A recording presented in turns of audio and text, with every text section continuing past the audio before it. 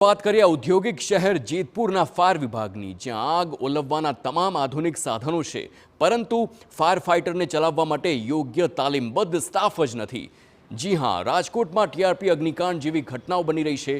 અનેક આગના બનાવ સામે આવી રહ્યા છે, ત્યારે જેતપુર ફાયર વિભાગ પાસે આગ ઓલવવાના તમામ આધુનિક સાધનો તો છે, પરંતુ આગ ઓલવવા માટે કુશળ અને તાલીમબદ્ધ કર્મચારીઓનો સ્ટાફ જ નથી। આ બાબતે અનેક રજૂઆત બાદ પણ સ્ટાફ હજુ સુધી નથી મૂકવામાં આવ્યો। આપને જણાવી દઈએ, જેતપુરમાં કોટન કાપડના 1500થી વધુ નાના અને મોટા પ્રિન્ટિંગ ઉદ્યોગ છે, જેમાં બોઇલરથી કામગીરી થતી હોય છે।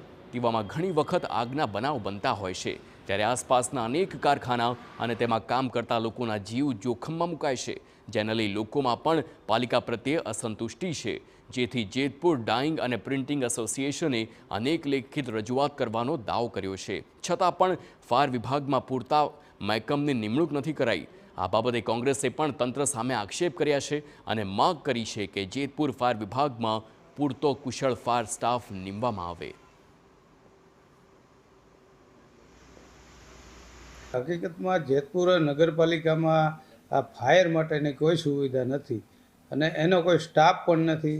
અમે વારંવાર લખીને દીધું છે, એના કોઈ જાણકાર જે આગના જે ફાયરના જાણકાર માણસો હોવા જોઈએ એવાય નથી।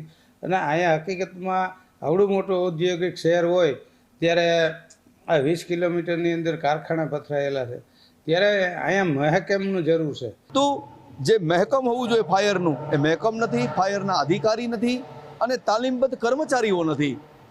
સરકાર ફાયરના સારામાં સારા સાધનો આપે, પરંતુ એ સાધનોનું શું કરવાનું?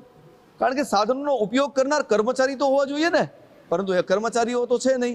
પરિણામે શહેરમાં ક્યાંય આગ લાગે તો બિન તાલીમબદ્ધ કર્મચારીઓને મોકલી દેવામાં આવે, કરાર આધારિત કર્મચારીઓને મોકલી દેવામાં આવે।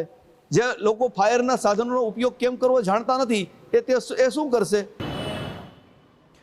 ઉલ્લેખનીય છે કે જેતપુર ફાયર વિભાગ પાસે આધુનિક ટેકનિકના ફાયર ફાઇટર છે। પાલિકામાં નાના અને મોટા 5 ફાયર ફાઇટર વાહન છે, સાથે જ નાની જગ્યામાં જવા માટે પણ 3 જેટલા બુલેટ ફાયર ફાઇટર પણ ઉપલબ્ધ છે, જે આગના સમય યોગ્ય કામગીરી કરી શકે છે।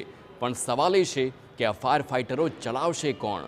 હાલ જેતપુર ફાયર વિભાગના જે કર્મચારીઓ છે તેઓ તાલીમબદ્ધ નથી, અત્રે ફાયર અધિકારી તાલીમબદ્ધ સ્ટાફ પણ નથી। આ બાબત પોતે તંત્ર સ્વીકારે છે, છતાં પણ કોઈ નિવારણ નથી આવ્યું।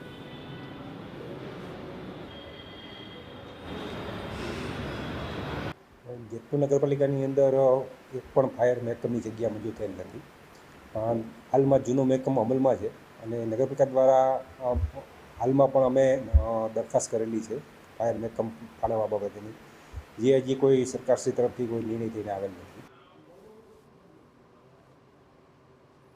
મહત્વનું છે કે આ બાબતને ઉચ્ચ અધિકારીઓ ધ્યાનમાં લે અને પૂરતા સ્ટાફની નિમણૂક કરે, જેથી આગામી સમયમાં આગની ઘટના સામે લડી શકાય।